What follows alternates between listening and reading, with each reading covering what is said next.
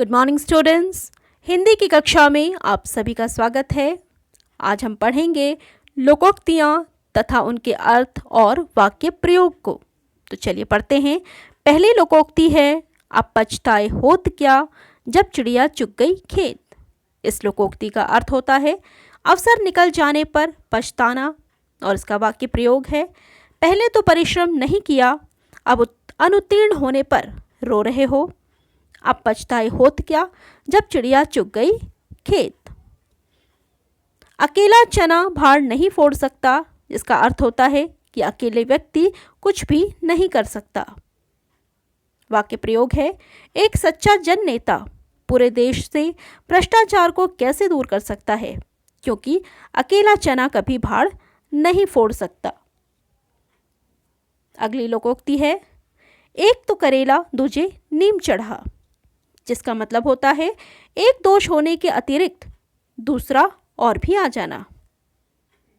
पहले से ही सिगरेट पीता था, अब तो शराब भी पीने लगा। इसे कहते हैं एक तो करेला दूजा नीम चढ़ा। अगली लोकोक्ति है, एक पंथ दो काज, अर्थात एक समय में दो कार्यों की सिद्धि।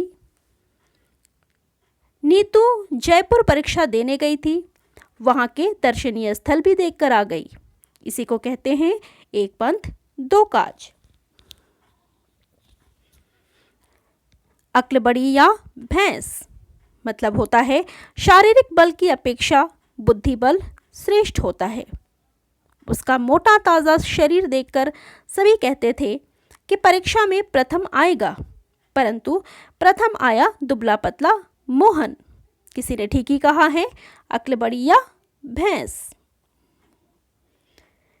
एक अनार 100 बीमार, जिसका अर्थ होता है आवश्यकता अधिक परंतु वस्तु कम।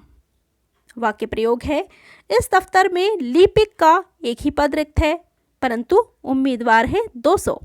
इसे कहते हैं एक अनार 100 बीमार। कंगाली में आटा गीला, अर्थात मुसीबत में और भी मुसीबत बढ़ना। बड़ी मुश्किल से एडमिशन के लिए रुपया इकट्ठा किया था, रात में वो चोरी हो गया, और इसी को कहते हैं कंगाली में आटा गीला। फिर है खोदा पहाड़ निकली चूहिया, यानी प्रयत्न बहुत अधिक, लाभ अत्यंत ही कम।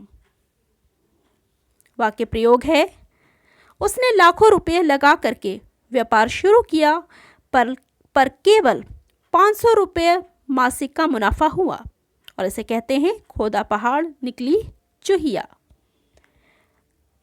अगला है आम के आम गुठलियों के दाम, यानी कि दोहरा लाभ।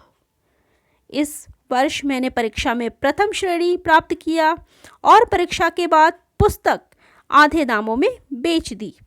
इसी को कहते हैं आम के आम और गुठलियों के दाम। और अब आइए पढ़ते हैं कुछ अन्य प्रचलित लोकोक्तियां तथा उनके अर्थ को। पहली लोकोक्ति है, अंधों में काना राजा, अर्थात मूर्खों में थोड़ा बहुत बुद्धिमान होना। दूसरा है आ बैल मुझे मार, जिसका अर्थ होता है स्वयं विपत्ति को बुलावा देना, निमंत्रण देना। फिर है कहाँ राजा भोज कहाँ गंगू तेली, अर्थात बराबर का न होना। कोयले की दलाली में मुंह काला, अर्थात बुरा काम बदनामी का कारण बन जाता है। घर का भेदी लंका ढाए, यानी कि आपस की फूट से हानि होती है। चमड़ी जाए परंतु दमड़ी न जाए, यानी बहुत कंजूस होना। एक म्यान में दो तलवारें नहीं समाती, इसका अर्थ होता है एक स्थान पर दो अधिकारी नहीं रह सकते। बगल में छुरी मुंह में राम राम, अर्थात बाहर से मित्र परंतु मन में शत्रुता। खरबूजे को देखकर खरबूजा रंग बदलता है, इसका मतलब होता है कि दूसरों को देख कर के वैसे ही बन जाना। फिर है अंत भले का भला, यानी भलाई का फल अंत में अच्छा ही होता है। ईश्वर की माया कहीं धूप कहीं छाया, मतलब भाग्य की विचित्रता। और अंतिम है ऊंची दुकान फीका पकवान, अर्थात दिखावा अधिक वास्तविकता कम। तो इस पाठ में बस इतना ही। धन्यवाद।